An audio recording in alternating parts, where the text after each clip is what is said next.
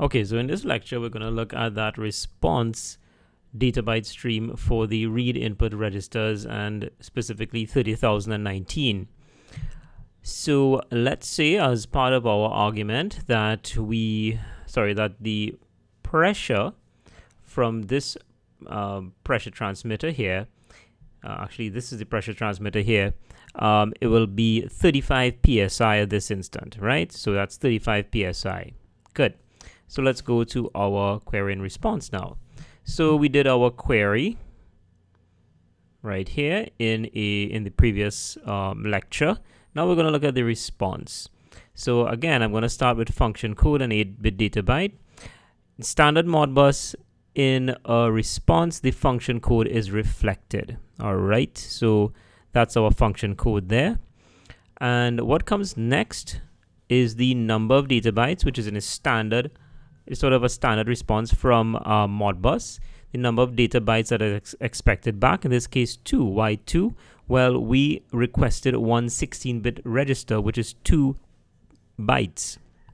And what we will get back is 0 and 35, because 35 is the actual physical value at 30,019. We just made that argument. We just created that scenario. All right? Great. Now let's see what's happening with the rest of it in front here now. Our unit ID, again, is reflected is 22 because the PLC unit ID is 22. And the length now is the length of this, 1, 2, 3, 4, 5. And we get 5 right there. And the length, of course, is 2 bytes, so it's 0, 5. Then protocol identifier is zeros, that's 2 bytes again. And the transaction identifier will be 1 again. Now, it's very important that the transaction identifier here will always, in the query, will always match the transaction identifier here in the response. In this case, it's 1.